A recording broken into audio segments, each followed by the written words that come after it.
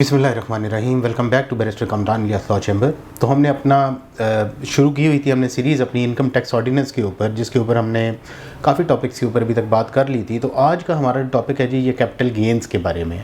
Section 37 of the income tax ordinance deal with capital gain. तो इसके ऊपर हम तफसीलन गुफ्तगू करेंगे। लंबा टॉपिक ये नहीं होगा इंशाल्लाह, ये छोटा सा टॉपिक है, छोटा सा कॉन्सेप्ट है लेकिन बहुत इंपॉर्टेंट है।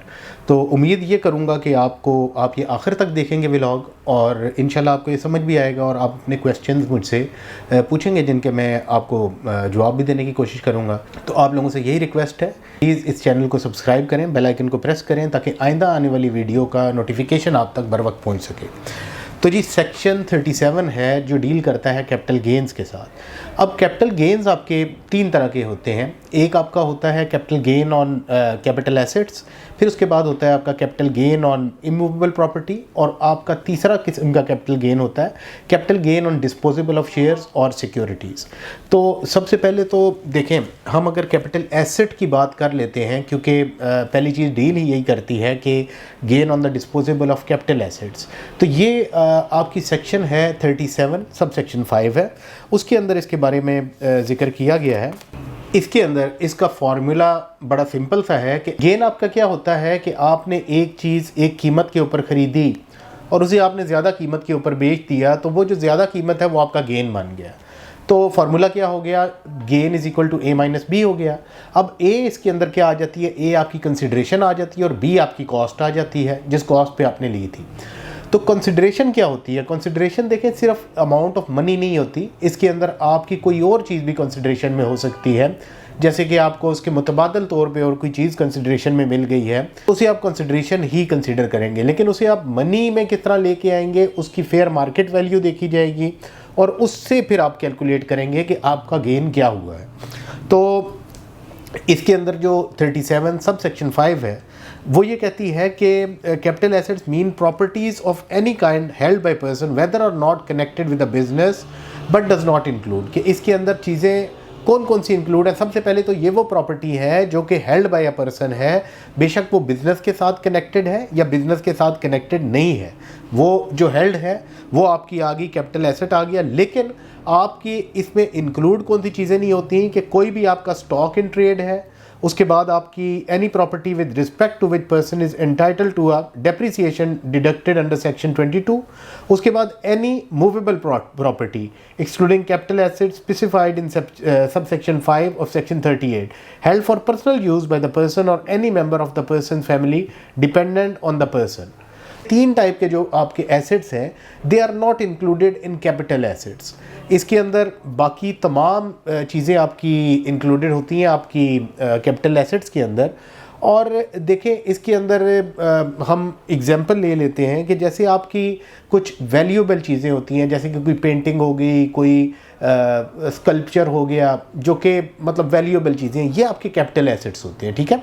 उसके अंदर हमारी एग्जांपल ये है कि सपोज़ किसी के पास कोई एक बहुत वैल्यूएबल पेंटिंग है, उसने वो वैल्यूएबल पेंटिंग ली थी 5 मिलियन की, लेकिन वो उसने बेच दी 6.5 मिलियन की। फार्मूला के अंदर वो इंसर्ट की वैल्यूज़, तो हमारे पास इसके अंदर कैपिटल गेन जो उसका आ जाएगा वो आ जाएगा 1.5 मिलियन का। ये जो आपका गेन होता है ये आपका होता है आपकी ये नॉर्मल इनकम होती है।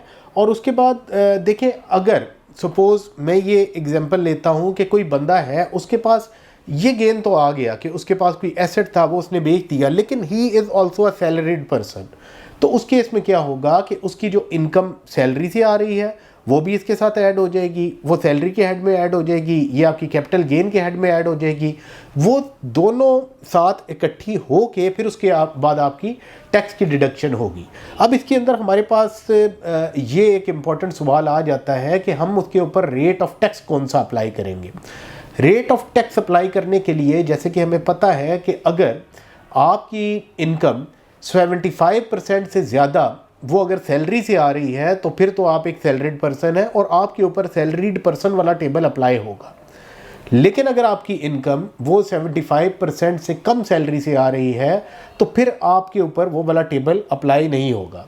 और अगर आपकी इनकम इसके अलावा कैपिटल गेन लाइक ये बिजनेस इनकम के अलावा कोई है ही नहीं, तो डेफिनेटली फिर तो आप सैलरीड पर्सन है ही नहीं ना, फिर तो आपके ऊपर अप्लाई ही वो दूसरा वाला टेबल होगा, नॉन सैलरीड पर्सन वाला। इसके अंदर ये बात याद रखें, आप टेबल अप्लाई कर रहे हैं और उसके अंदर आप ये कंसीडर कर रहे हैं कि ठीक है 75% ऑफ द इनकम आपकी अगर सैलरी से आ रही है, उससे ज़्यादा आप सैलरीड पर्सन है, आपके ऊपर टेबल अप्लाई होना है। लेकिन इसका हरगिज़ मतलब ये नहीं है कि अगर आपकी इनकम बिजनेस से आ रही है तो वो आपकी 75% से होगी तो तब आपके ऊपर बिजनेस का टेबल अप्लाई होगा। इसके ऊपर सिंपल सा फार्मूला यही है कि 75% से अगर कम सैलरी है तो आप बिजनेस इंडिविजुअल है, आपके ऊपर टेबल जो है वो बिजनेस वाला अप्लाई हो जाएगा। उसके बाद इसके अंदर अगला कॉन्सेप्ट है वो है आपका कैपिटल लॉस का, कि अगर आपको लॉस हो जाता है इसके अंदर तो उस लॉस को आप कैसे कैलकुलेट करेंगे, उस लॉस का आप क्या करेंगे।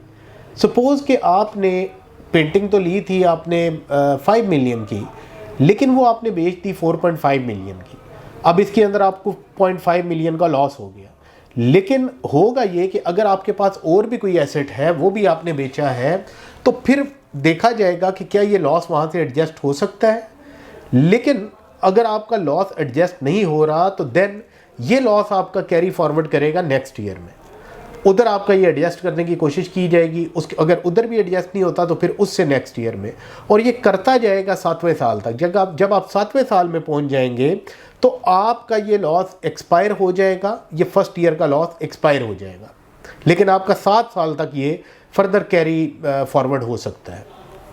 अच्छा, उसके बाद दूसरी, जब हम कैपिटल एसेट्स में बात करते हैं, gain from the immovable property वाली जो बात हमने की है, इमूवेबल प्रॉपर्टी के अंदर आपने जो चीज़ कंसीडर करनी होती है वो आपने कंसीडर करनी होती है purchasing date and selling date. अब इमूवेबल प्रॉपर्टी, अब इस वक्त ये हम किस किस को कंसीडर करते हैं, इसके अंदर 3 टाइप की होती हैं इमूवेबल प्रॉपर्टीज़। एक तो आपका हो गया प्लॉट हो गया, एक आपकी होगी कंस्ट्रक्टेड प्रॉपर्टी हो गई, और एक आपका हो गया फ्लैट हो गया। अब इसके अंदर ये हो गया है कि आपको होल्डिंग टाइम के हिसाब से इसके ऊपर आपको टैक्स का एक रेट देना पड़ता है। तो इसके अंदर जो रेट्स इन्होंने स्पेसिफाई किए हुए हैं वो ये हैं कि सबसे पहले अगर आप 1 साल के लिए किसी ओपन प्लॉट को होल्ड करते हैं, तो मतलब आपने प्लॉट लिया और वो आपने 1 साल के अंदर अंदर आपने अगर बेच दिया तो उसके ऊपर आपको 15% ऑफ द टैक्स देना पड़ेगा। इसी तरह अगर आपने कोई कंस्ट्रक्टेड प्रॉपर्टी है, सच एज बिल्डिंग हो गई या कोई ऐसी प्रॉपर्टी हो गई, उसके ऊपर भी रेट 15% है, और अगर फ्लैट है तो फ्लैट के ऊपर भी रेट 15% है। लेकिन आपका होल्डिंग पीरियड कि आपने 1 साल और 2 साल के दरमियान, कि 1 साल से तो वो बढ़ गया लेकिन 2 साल अभी नहीं हुए, तो उसके अंदर आपका प्लॉट का जो रेट है वो नीचे चला जाएगा 12.5% के ऊपर। प्रॉपर्टी का रेट जो है कंस्ट्रक्टेड प्रॉपर्टी का वो आ जाएगा आपका 10% के ऊपर, और फ्लैट का रेट आ जाएगा आपका 7.5% के ऊपर। इसी तरह अगर आप इसे होल्ड कर लेते हैं और आप 2 साल से ऊपर के अरसे में और 3 साल से कम के अरसे में बेचते हैं तो फ्लैट का रेट तो आपका 0% है, उसके ऊपर आपका कोई फिर इनकम टैक्स नहीं है। लेकिन आपका कंस्ट्रक्टेड प्रॉपर्टी के ऊपर 7.5% होगा, और आपका ओपन प्लॉट के ऊपर 10% के रेट से आपको टैक्स देना पड़ेगा। और इसी तरह ये अगर हम फर्दर चलते हैं तो देखें, आपका 7वें साल में जाके आपको किसी चीज़, इन तीनों में से किसी चीज़ के ऊपर आपको कोई भी इंटरेस्ट पे नहीं करना पड़ेगा। तो इसके अंदर बेसिकली आप लोगों को इनकरेज किया गया है कि आप कोई प्रॉपर्टी लेते हैं तो उस प्रॉपर्टी को आप ज़्यादा से ज़्यादा अरसे के लिए होल्ड करें।